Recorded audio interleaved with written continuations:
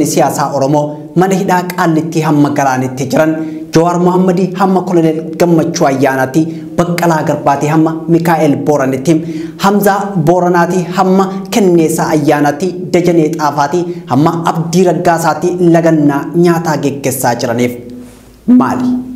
Addunyaa irratti bu'aan gama kanaan argame maal fakkaata? Miidiyaaleen alaa dhimma lagannaa hidhamtoota siyaasaa Oromoo maal jedhaa jiru? Kopi milu Tibbaanaatiin mil'annee waan qindeeffannee qabna.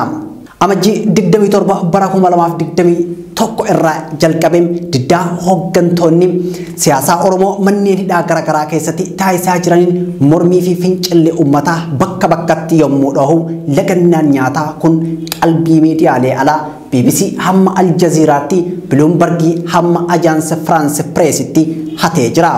Ebbifamtoonni yuunivarsiitii ammoo waltajjii guddaa irratti hidhamuu hooggantoota siyaasaa kana akka falmanis taasiseetii jira. Seenaa keessatti diddaan yookaan qabsoon karaa lagannaa nyaataatiin geggeeffamu siyaasaa irratti geggeessitoonni dimokiraatawoon cunqursaa abbaa irree uummata cunqurfame irraa kaasuuf karaa nagayaatiin abbaa irree kipu. Hooggantoonni kun beelaan uf adabanii galma isaanii bira gahuuf kanneen kaayeffatanidha. Ejjennoo fi ciminni isaanii immoo hanga yaadamuu ol humna qaba. Mataa uummata isaanii ol qabachiisuuf ofii mataan cabanii falmu. Addunyaa har'aa keessatti qabsoon karaa nagayaa fi geggeessitoonni uummata cunqurfamaa aarsaa xiqqaan sirna abbaa irree dhuma itti godhuun sirna uummataawaa kan mirgi dhala namaa keessatti kabajamu ijaaruuf qabsaa'u. Qabsoon karaa nagayaa maloota hedduu qabdi.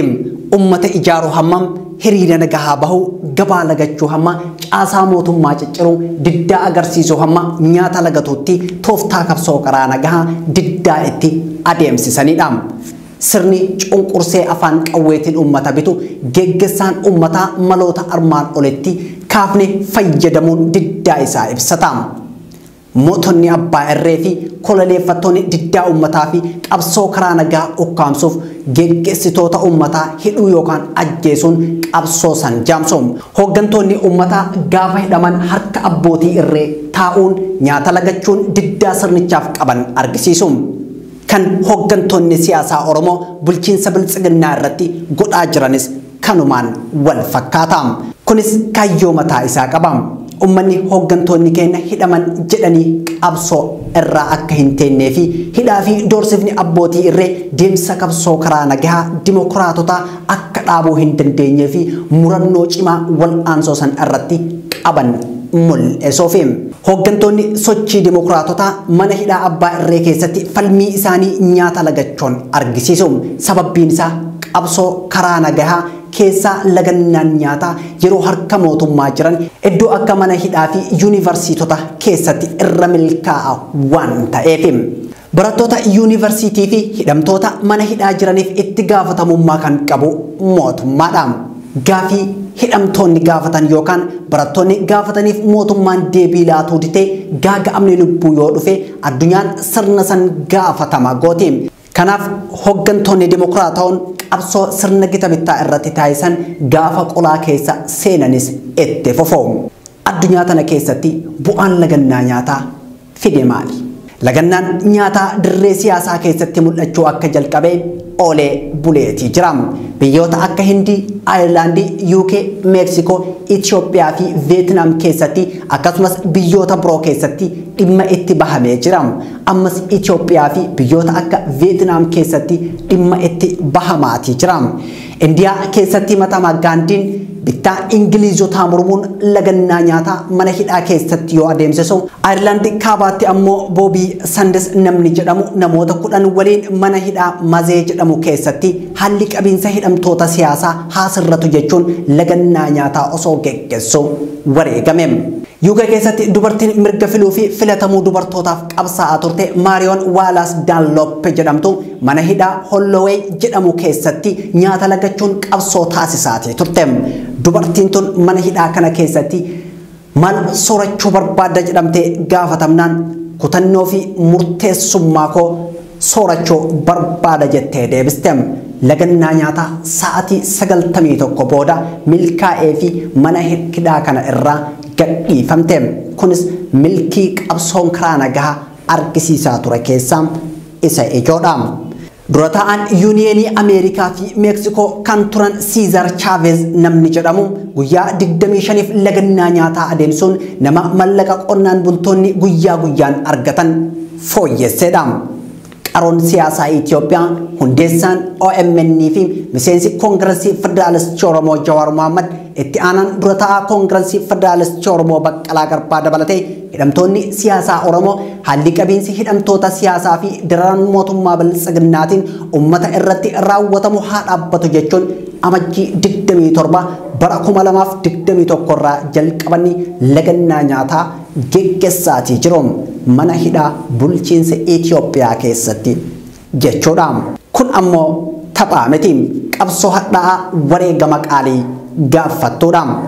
Namoonni mormii isaanii karaa nagaan agarsiisan murteessummaa fi cichummaan isaanii kan hin sossooneedha.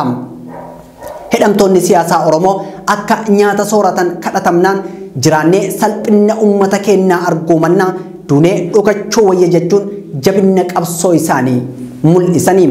Kanaaf hooggantoonni dimokiraatawoon kaayyoo isaanii bira gahuuf aarsaa barbaachisu kan kafalanii fi kanaaf lagannaan nyaataa tooftaa yookaan tarsiimoo ijoo haqa ittiin barbaaddataniidha.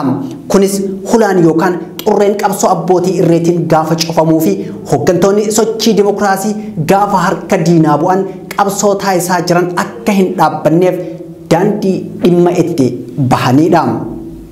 Namoonni siyaasaa gurguddaan bara duriitii jalqabee hanga ammaatti qabsoo isaan taasisaa turaniin addunyaa tana jijjiiraniitii jiru. Kaayyoon lagannaa nyaataa kun yoo galma gahu kun karatti hafee jira. Kun ammoo xiyyeeffannaa uummataa fi miidiyaalee akkasumas dhaabbilee mirga namoomaaf falman argateetii jira.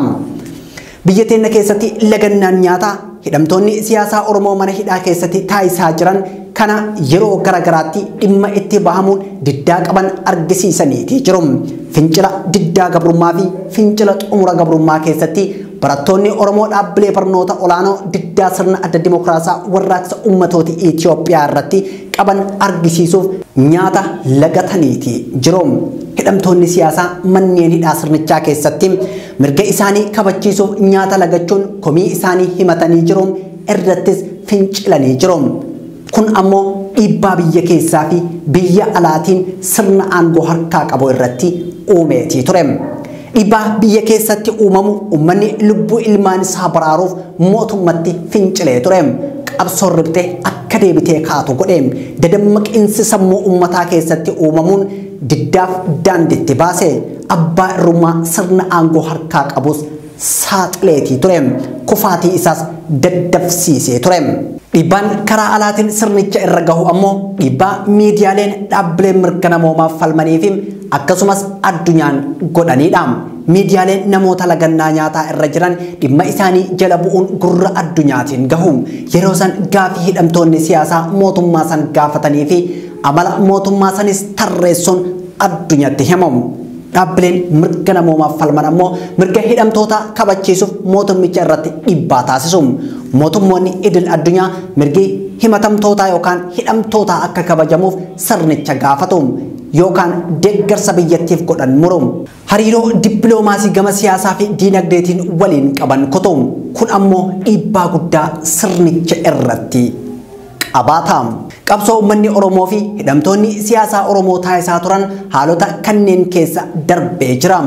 Garuu kaayyoon Oromoon qabsaa'eef galii isaa dhahuu hanqachuun daandii irraa waan maqeef namoonni jijjiirama kana fidan mana hidhaatti ugguramanii dararamaa jiru. Sirni Bilxiginnaa aantummaa uummataa waa lagateem aantummaa ilaalcha isaatiin Itoophiyaa boca sammuu nama dhuunfaa keessa jirtu ijaaruuf deema jedhamee nama dhuunfaatti hamma dhaabbilee idil addunyaatti qeeqamu hooggantoota sochii dimokiraatawaa hidhuun uummata hooggansa malee hambisuuf yaaleem. Kun ammoo kaayyoo isaa qofa osoo hin taaneem amaloota abbootiin irree ittiin ibsamanidha.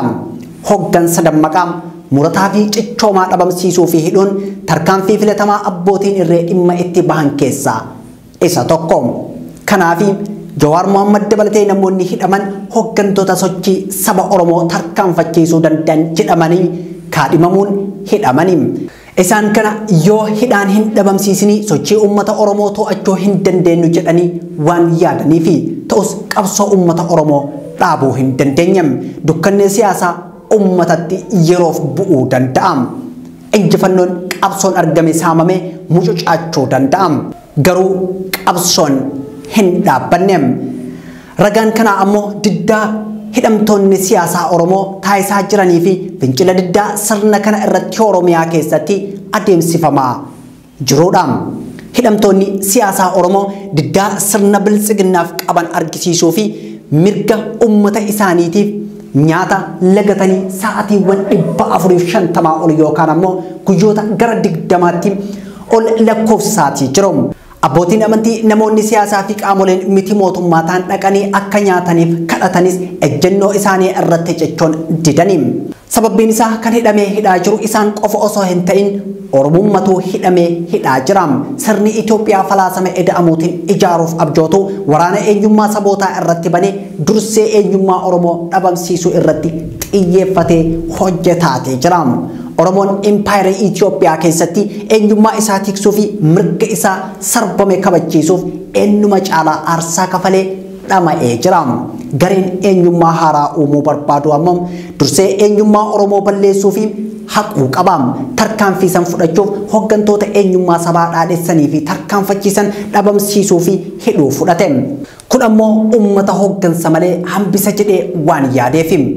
Hubadhaa kaayyoon guddaan sirna bilxiginnaa hooggantoota siyaasaa Oromoo hidheef eenyummaa Oromoo dhabamsiisee eenyummaa haaraa uummata Oromoo fudhachiisuuf federaalizimii sabdaneessaa diigee Oromoof Oromiyaa waan jedhamu dhabamsiisee Itoophiyaaf Itoophiyummaa qofa ijaaruuf.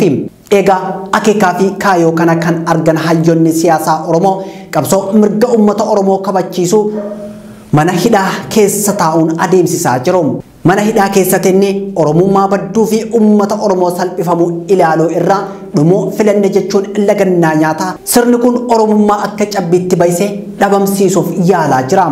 Afaaniin federaalizimii jedhamu ijaarsa nugusootaas itti fufee jira. Dhimma hidhamtoota siyaasaa Oromoo irratti miidiyaaleen alaa ajansii Firaansi Pireesii hamma Aljaziiraa Biloombergii hamma BBC'tti gabaasa dhiyeessaa jiru.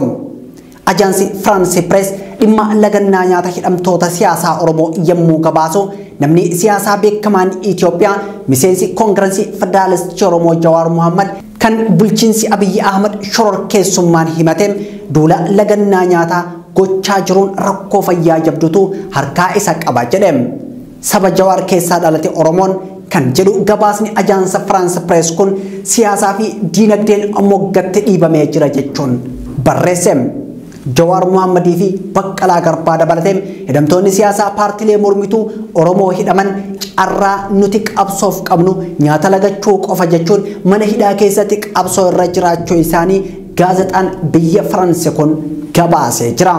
Jaarmiyaan Komishinii Mirga Namoomaa Itoophiyaa kan mootummaaf looga jedhamee uummataan komatamu hidhamtoota siyaasaa Oromoo kana daawwachuun hidhamtoonni kunniin lagannaa nyaataa irra jiraachuu kan mirkaneeffate yoo ta'u fayyummaa fi lubbuun jara kana rakkoo hamaaf akka hin saaxilamne superviijiniin jabaan akka barbaachisu Komishinii Mirga Namoomaa Itoophiyaa Daani'el Baqqalaa eeruun gaafiin hidhamtoota deebii quubsaan akka kennamuuf gaafatan jechuun gabaasa isaa keessatti eeree jira. Gabaasni ajaansi Firaansi Pirees kun Jawaar Mohaammed bulchiinsa Abiyyiitiif tumsaa turuu isaa eeruun dantaa Oromoo irratti laafinna qabaachuu fi abbaa irrummaa Abiyyi Ahmed irratti argeem tumsa isaa irraa dhaabuu himem. Jawaar mormitoota gurra guddaa qaban keessaa nama jalqabaa yoo ta'u mootummaan mormii fi qeeqa isaa dadhabee hidhe jedham gabaasni ajaansa Firaansi Pirees kunim. Gama biraan miidiyaan Aljaziiraa fayyummaa hidhamtoota siyaasaa Itoophiyaa haala hammaataa keessa akka jiru yoo gabaasu gaafiin hidhamtoota siyaasaa kunniin akka gadhiifaman gaafatu Oromiyaa keessatti adeemsifamaa jiraachuus eerem. Ajjeefamuu aartistii Haacaaluu Hundeessaa booda hidhamuun himanni shororkeessummaa irratti banamuu kan kaasu maxxansi Aljaziiraa kun namoonni gariin of wallaalanii hospitaala yoo galan kanneen hafan haasa'uu fi socho'uu hin danda'an jedhem. Namoonni of wallaalanii hospitaala galan Arafat Abubakar Shamsaddiin Tahaa Sabbooqaa Qaaqoo Alamaayyoo Guddataa fi Dajanee Xaafaatiin kanneen hafan rakkoo fayyaa hanqina nyaataatiin dhufuuf yoo saaxilaman Jawaar dhukkuba kaleetiif saaxilamuu gabaasni Aljazeeraa kun ifoomseetii jira. Fincilli hooggantoota siyaasaa Oromoo hidhamuu falmuu Oromiyaa keessatti adeemsifamaa jiraachuus Aljazeeraan yoo tuqu Jawaar jijjiirama fiduu keessatti dargaggoota sochaasaa turuu isaa kaasuu irraa of hin qusanne. Lubbuu hooggantoota siyaasaa Itoophiyaa mana hidhaatti torban 3 oliif beela'aa jiran baraaruuf yeroon murteessaan irra darbaa jira kan jedhee gabaase ammoo Bilxiginnaa abukaattoo hidhamtoota Kadir Bulloo wabeeffachuun akka jedhetti Jawaar Mohammad dabalatee hidhamtoonni siyaasaa lagannaa nyaataa gochaa jiraniin lubbuun isaanii gaaga'amuun dura mootummaan fala akka kaa'uu qabu gaafatee jedha. Abukaattoon hidhamtoota siyaasaa Kadir Bulloo yeroon hidhamtoota kana baraaruu dhumaa jira waan ta'eef qaamni dhimmi kun ilaalu hundi falaa fi waan gaafatama jalaa isa baasu raawwachuu qaba jechuun dubbata. Gabaasichi itti fufuun hamma hidhamtoonni siyaasaa hundi gadi lakkifamanitti Jawaar of beelessuu murteessuu isaa ibse. Dubbi himtuun waajjira ministeera muummee Adde Bilxiginnaa dhimma Jawaar Mohammad dhimma abbaan alangaa fi poolisoonni qabatee jirudha jechuun dhimmichi akka mootummaa hin ilaallanne ibsuu isaanii Bilxiginnaa tuqeetii jira. Ce'umsi dimokiraasii fi jijjiirama yeroo dhumaaf Itoophiyaa keessatti nageenya buusa jedhamee eegamee ture abdii qofa ta'ee hafuun saba Oromoo wareegama biraa kafalchiisus gaaga'ama siyaasaa nu mudate dandamannee tarsiimoo qabsoo yeroon gaafattuun masagamnee galii qabsoo kennaa dhaqqabuun dirqama dhaloota ammaatii kan jedhan ammoo qeerroo Oromiyaa kutaalee garaagaraa irraa OMN yeroo garaagaraatti dubbisaa turedha. Gaafadiinni tarsiimoo qabsoo sabaa hubatee toofticha jijjiiruun gahee hayyootaa fi beektota sabichaa ta'us qeerroon kunneen jabeessanii dubbataa jiru. Jijjiiramicha daandii ce'umsaa irraa maqeen Oromoon qe'ee isaa keessatti dhiitamee manaa baafamee ajjeefamuun reeffi isaa bineensaaf laatame. Hoogganoonni siyaasaa isaas ilaalcha siyaasaa fi sabummaa isaanii qofaaf hidhamanii dararaa argaa jiru. Gabrummaa fi dhiittaan sirna dhufaa darbaan Oromummaa irratti raawwatamu tarsiimoo yeroon barbaaduun qabsoofnee ofirraa buqqisuun dirqama ta'ee argame. Tooftaan kana keessaa tokko lagannaa nyaataa hidhamtoonni siyaasaa Oromoo mana hidhaa keessatti taasisaa jiranidha. Qabsoon hooggantoonni Oromoo mana hidhaatti taasisaa jiran qabsoo diddaa cunqursaa saba Oromooti. Isaan qabsoo taasisaa jiru. Waaruu ulfinnaa ummata keenyatti uwwisne yeroo irraa mulqamee salphinaan bakka buufamu arguu hin barbaannu jechuun deemsa isaanii itti fufanii jiru. Lolli ummata Oromoo irratti maqaa jijjiiramaatiin geggeeffamaa jiru lola aangoo siyaasaa cimsachuuf qabsoo Oromoo irratti banameedha. Lola kana keessaa tokko qoqqoodanii duula wal irratti bansiisuu fi of filatamaa godhanii mul'achuudha. Sirna Bilxiginnaa Oromoof balaa fi balaafamaa akka ta'es irra deddeebiin dubbatamaa ture. Ammas dubbatamaati jira. Hoogganaan uummataa bakka kamuu jiraatu qabsoo uummatichaa ciminaan murannoon abdii cimaan geggeessa. Hooggansi uummataa gaafa hidhamu uummanni yoo hin birmatiniif akeekaa fi wareegamni sabni kalee kafalee akka gufatu ta'a. Sabni qabsoo isaa irratti aarsaa guddaa kafalee xumura irratti yeroo hooggansi isaa abbootii irreetiin harkaa butamu birmannaa cimaa fi tokkummaa guddaan hooggansa isaa dhaqqabuu isa barbaachisa. Qabsoo Oromoo galmaan gahuuf kan barbaachisu ammoo tokkummaa dhama qabduu fi tarsiimoo beekumsaan dheengi'amteedha. Eebbifamaan yuunivarsiitii Jimmaatti guyyaa dheengaddaa yookaan gaafam guraandhala 13 bara 2021 kan Muhammad Deeksisoo jedhamu guyyaa eebba isaatiin bakka pirezidaantiin mana murtii waliigalaa Itoophiyaa Ma'aazaa Ashannaa fi jirtutti waltajjii barattoonni kumaatamaan lakkaaman argamanii fi ummanni Itoophiyaa kallattiin qophiisan hordofaa jiru irratti maayikii butachuun sagalee isaa ol kaasee dhaamsaa hidhamtoonni siyaasaa Oromoo akka hiikamanii fi haqi Haacaaluu Hundeessaa akka bahu lallabuun pirezidaantii mana murtii waliigalaa Itoophiyaatti hime.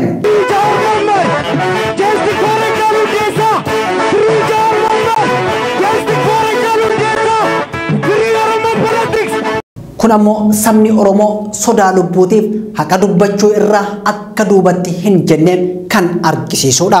Garuu kan nama dinqu adde Ma'aazaa Ashannaa fi gaafii dargaggoon kun gaafateef deebii kan ta'u hidhamtoota siyaasaa geggeessummaa isii jalatti hidhaa jiran gadhiisuu caalaa humnoota tikaatiin akka dhabamsiifamu taasifte jedhamuun hamma pirezidaantii mootummaa naannoo Oromiyaa Shimallis Abdiisaan gahutti komatamaatii jiru. Humni tikaa mootummaa Itoophiyaa maatii fi hiriyoota dargaggoo kana adamsuun hidhaatii jira. Kan hidhame akka ba'uuf gaafiin gaafatame kan alatti hafe akka hidhamu taasiseetii jira. Garuu rakkoo siyaasaatiif hidhaa fi ajjechaan furmaata ta'ee hin beeku. Kan furmaata ta'u marii qofa. Kun kan daawwataa jirtan mil'oo Tibbaanaati. Mil'oon Tibbaanaa immoo kan irratti xiyyeeffateen lagannaa nyaataa hidhamtoonni siyaasaa Oromoo taasisaa jiranii fi deemsa muummicha ministeera filannoo biyyaalessaa bara 2021 taasisaa jiruudha. Ammas nu faana bu'aa.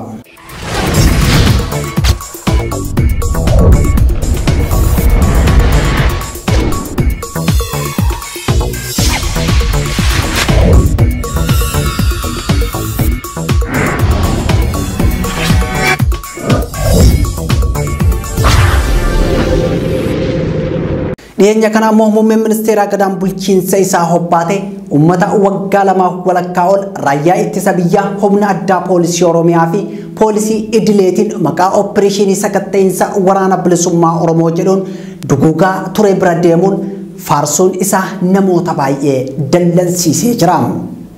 Sochii abbootiin irree taasisanis akka inni calanqisiise keessattis argeetee jira.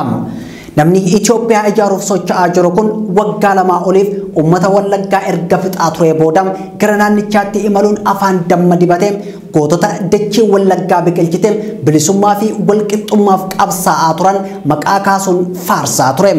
Ilmaan gootota kanaa garuu waraana itti bobbaasuun fixe. Wallaggaa fi Gujii keessatti yakki waraanaa bal'aan humna waraanaa falaasama eda'amuutiin leenji'ee bobbaafameen hobbaatee turte. Dargaggoonni kichuun utubaa biyyaa ta'uu danda'an sabboonummaa fi oromummaa isaanii qofaaf naannichatti ajjeefamanii jiru. Haati ilmaa du'a ilma isiitiif akka gadda hin tenne dhoowwamtee jirti. Reeffi ilmaan Oromoo daggalatti bineensaan nyaatameetii jira.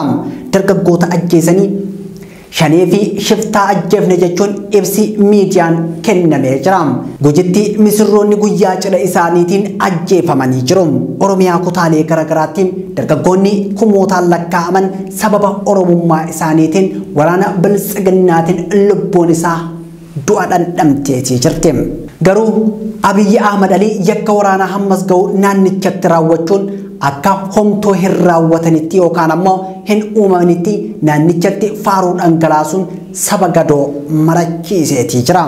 Biyya jaallatamaa, biyya bareedaa, biyya hawwataa, biyyatti dhufaniin quufan kan yeroo lammaffaaf wal arguu danda'uu keenya, ija nagaan wal arguu danda'uu keenyaaf gammachuun itti dhaga'ame isin ibsuu barbaada. Kana alatti gama siyaasaan biyya kana karaa dimokiraatawaa ta'een ijaaruuf Itoophiyaan hundaaf kan taatu akka taatuuf namoonni bifa addaan qabsa'an kanarraa ba'anii jiru.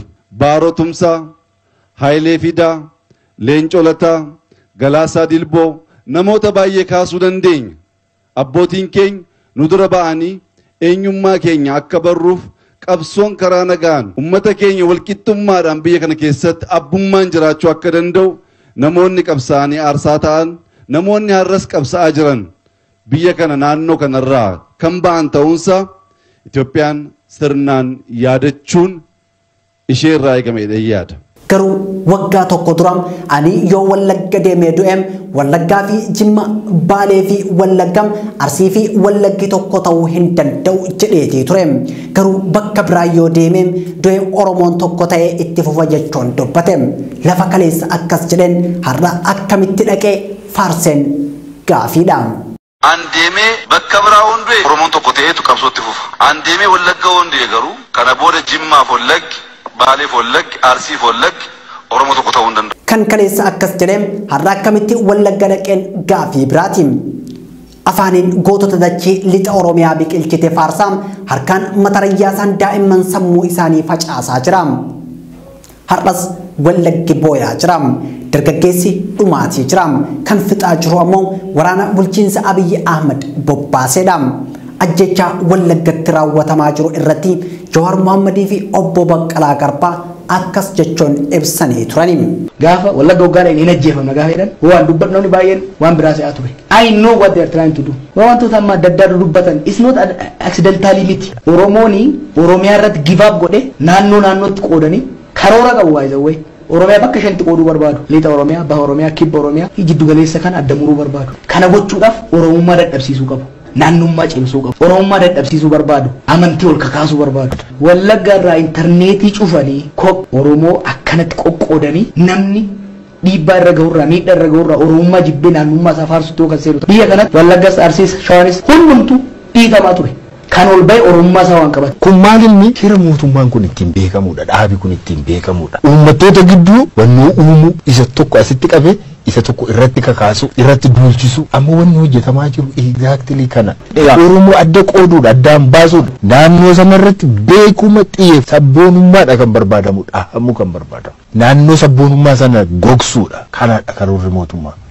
Wallagga kun maal barbaada? Gabaasaatti maal barbaada? Gujiin kophaatti maal barbaada? Jedhanii uummata Oromoo kabiroo irratti kaafu. Isaan nutu beeka jedhu. Isaan nutu sabboonaadha jedhu. Nutu hunda bulchuu qaba jedhu. Kanaatiif jedhaniiti Oromoo biroo irratti. Sila aarsaa Wallaggeem Shawaan Arsiin Harargee fi Oromoon hundi bilisummaa fi walqixxummaaf kafaleef galanni cunqursaa fi ajjechaa osoo hin taane kabaja ture. Akeekni haasaa mi'aawaa fi keessi isaa summii kun ammoo duula filannooti. Sirni kun namoota ciccimoo hidhee sabboontotaa fi quuqamtoota Oromummaa diniina du'aa fi shororkaa itti buusuun sirna filatamaa godhee of dhiyeessuuf yaalaa jira. Hoogganaa dimokiraasii of fakkeessee waltajjiilee garaagaraa irratti of dhaadhessa. Dhagaalee bu'uura misoomaaf kaa'aman filannoo bira ittiin darbuun tooftaa abbootii irree yeroo baay'ee fayyadamanidha. Kan nama raajuu ammoo dhagaa bu'uuraa kaa'uun tarsiimoo baratamaa abbootiin irree irra deddeebiin fayyadamanidha. Dhimma filannootiin wal qabatee gaafii ka'eef abbaa barbaadan filadhaa kan jedhu hoogganaan Bilxiginnaa kun miseensotaa fi hooggantoota paartiilee morkattoota jajjaba hidhee hooggansa filannoo hin sodaannee fi dimokiraasiitti amanu of fakkeessuun isaa uummata mufachiisee jira.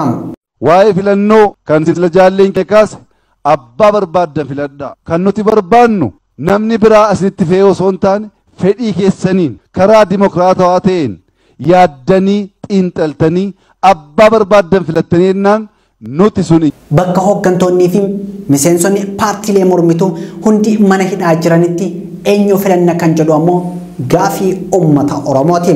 Kan uummanni filatu mana hidhaa jiraachuu waan beekuuf ofitti amanamummaa guddaan abbaa barbaadan filadhaa jedha jechuun akeeka filannootiif haala mijeeffachuu mul'isa kan jedhus tokko lamaa miti. Gama biraatiin wiixata gurraandhala 15 bara 2021 paartiileen siyaasaa filannoof duulana filadhaa jalqabanii jiru. Kaadhimamtoota filannoos galmeessaa jiru. Hoogganaan waajjira paartii Bilxiginnaa Binnaal fi Andu'aalam filannichi naga qabeessaa fi dimokiraatawaa akkasumas miira wal morkiin akka hojjetan dubbateetii jira. Dirree qullaa taphattoonni filannoo kana irratti goolii lakkoofsisuu danda'an bakka hin jirretti miira morkiin hojjenna jechuun yaada madaala hin kaasne ta'uu taachabdootaan qeeqamaa jira. BBC'n ammoo paartiilee morkattoota bara kana filannoo kana mo'achuu danda'an jedhee tilmaame keessaa Koongiresii Federaalistii Oromoo fi Adda Bilisummaa Oromoo walduraa duubaan tokkoffaa fi lammaffaa irra kaa'e. Koongiresii Federaalistii Oromoo sochii cimaa uummata keessatti taasisaa turee fi xiinxallaan siyaasaa jijjiirama kana fide Jawaar Mohammad dhaabichatti dabalamuun paartichi morkataa cimaa taasisaa jedhe. ABO'n ammoo dhaaba hundeeffame isaatiin umrii dheeraa qabuu fi uummata Oromoo biratti akka faajjii bilisummaatti ilaalamuudha kan jedhe BBC'n dhaaba morkataa cimaa ta'uu danda'uudha jechuun kaa'eetii jira. Garuu dhaabota kanneen irraa hooggantoonni jajjaboon